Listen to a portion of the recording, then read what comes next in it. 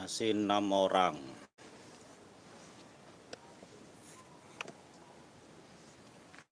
Lima orang. Cek. Cek.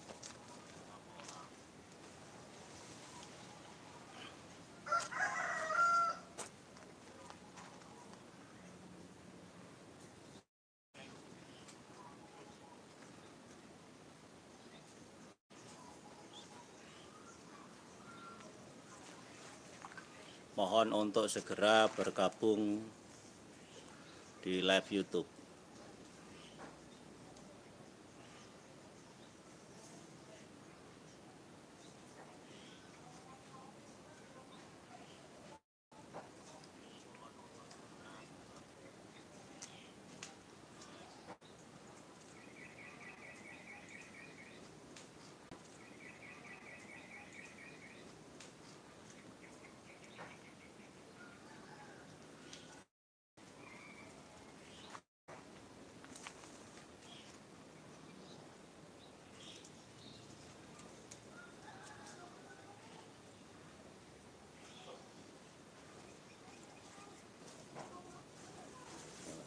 Assalamualaikum warahmatullahi wabarakatuh.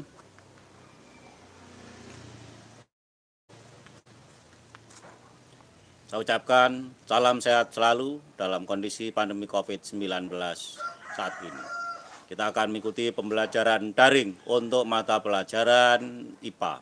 Semoga Allah Subhanahu wa Ta'ala akan selalu memberikan perlindungan kepada kita, sehingga kita selalu dalam kondisi sehat dan tidak terkonfirmasi COVID-19.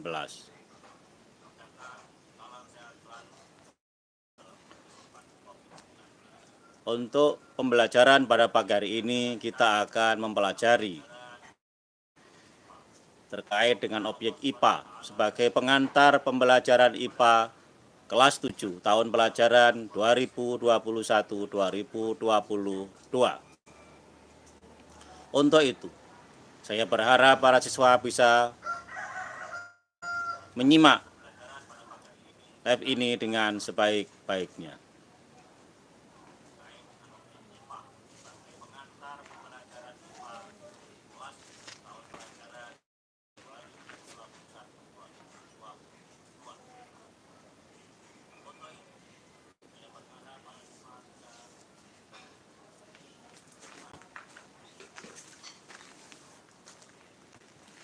Bicara tentang ada di alam semesta ini, baik yang bisa kita amati secara langsung ataupun tidak, baik yang bisa kita rasakan ataupun tidak. Pada dasarnya semua merupakan objek yang bisa kita amati, bisa kita pelajari untuk kepentingan kita sebagai manusia.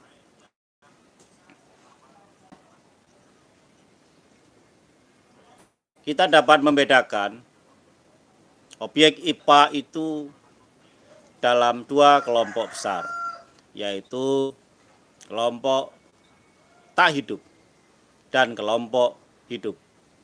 Jadi ada objek IPA yang hidup, ada objek IPA yang tak hidup. Mungkin dalam kehidupan sehari-hari kita juga mengenal benda mati, maka pada awalnya benda tersebut pastilah hidup. Tetapi untuk yang tak hidup memang dia tidak pernah hidup. Apapun yang ada di sekitar kita pada dasarnya bisa kita amati untuk kita pelajari dengan sebaik-baiknya, sehingga kita dapat mengetahui sifatnya, karakternya, fungsinya, manfaatnya, bahkan mungkin sesuatu yang berbahaya buat kita, sehingga kita dapat menggunakannya untuk kepentingan kita ke depan. Dalam hal mempelajari objek IPA, dalam kurikulum 2013 ada pendekatan pembelajaran yang dikenal dengan istilah pendekatan SAIN 5M. Mengasosiasi, dan yang kelima adalah mengkomunikasikan. Untuk tahapan yang keempat, mengasosiasi pada prinsipnya terdiri atas dua bagian, yaitu melakukan analisis dan menyusun kesimpulan.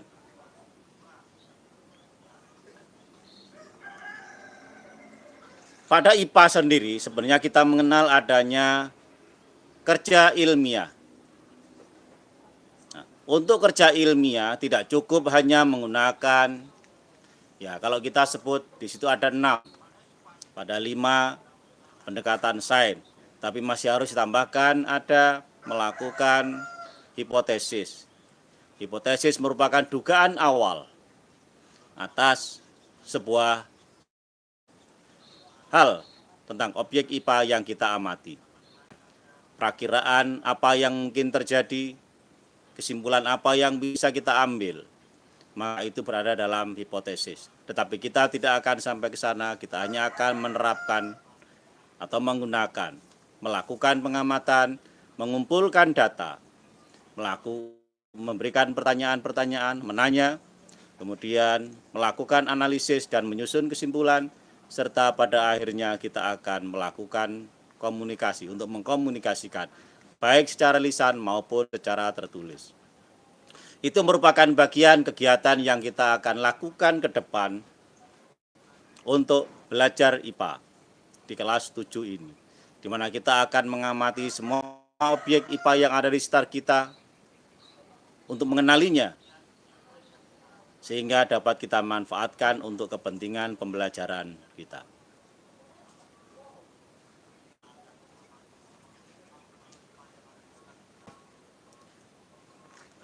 Kalau kita mengamati, misalnya di sini ada tanaman, yang mana tanaman itu terdiri atas ada batang, ada daun, yang tentunya pada bagian bawah nantinya akan ada akar. Kalau kita lihat tanaman cabai ini juga sudah berbunga, bahkan berbuah. Itu merupakan objek IPA yang bisa kita gunakan untuk kepentingan kita dalam belajar IPA. Itu pengamatan awal, tetapi tentunya selanjutnya kita juga dapat mengamati bagian-bagian dari yang ada, warnanya. Kita bisa melihat adanya garis-garis tulang daunnya. Maka semua ini adalah pengamatan. Sesuatu yang harus kita amati, kemudian kita kumpulkan data-datanya berupa warna, bentuk, ya, kemudian tulang daunnya seperti apa. Kalau batang nanti ada kulitnya, bahkan mungkin bisa kita kelupas. Ya. Kita bisa kupas sehingga kita bisa melakukan pengamatan yang lebih jauh, termasuk pada batang tanaman atau apapun yang sedang kita amati. Apakah daunnya licin ataukah kasar. Begitu juga dengan benda-benda yang lain untuk kita amati. Kalau misalnya ini adalah sebuah batu, ini adalah batu, maka kita juga dapat mengamati bentuknya bagaimana, kasar, halus, ukurannya, dan sebagainya. Setelah data kita ambil, maka kita dapat melakukan atau memberikan pertanyaan-pertanyaan, atau bisa jadi pertanyaan dilakukan di awal. Misalnya, kalau di sini ada daun berwarna hijau, mengapa bisa warna hijau? Sementara ada daun lain yang berwarna untuk kemudian kita analisis, bahkan kita harus melakukan berbagai upaya untuk dapat mengamati kesemuanya. Itu adalah hal-hal bagaimana kita akan belajar IPA ke depan. Kita akan belajar tidak hanya secara teoritis, tapi juga kita berharap para siswa bisa melakukan kegiatan pengamatan untuk melakukan kerja ilmiah di rumah masing-masing dengan melakukan pengamatan berbagai benda dan berbagai hal, serta melakukan uji coba dengan benda-benda yang ada di sekitar Anda.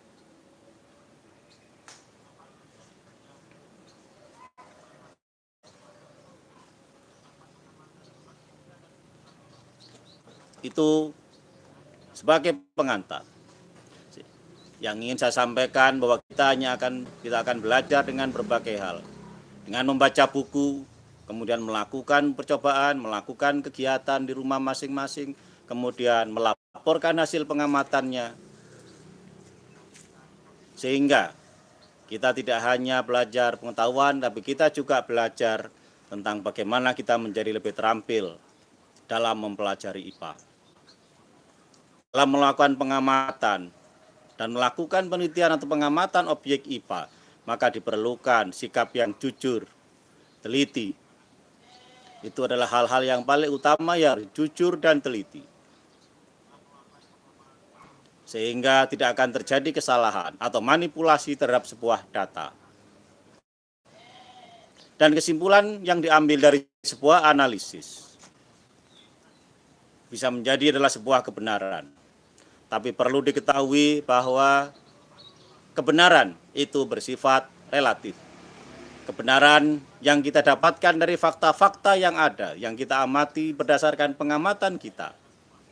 Apakah menggunakan mata, menggunakan hidung, menggunakan telinga, atau menggunakan kulit kita, atau menggunakan lidah kita. Tentunya kebenarannya adalah bersifat relatif. Sehingga keputusan yang kita ambil, kesimpulan yang kita susun dari hasil sebuah pengamatan objek IPA bersifat relatif. Karena kebenaran mutlak hanya milik Allah Subhanahu wa Ta'ala, Tuhan yang Maha Kuasa. Dalam mempelajari IPA, maka fakta harus kita kedepankan. Fakta yang kita kedepankan. Sementara dalam hal keagamaan, keyakinan dan kepercayaan itu lebih utama. Tidak menggunakan fakta-fakta. Jadi ada sisi yang berlawanan antara sains dengan keyakinan. Selamat belajar.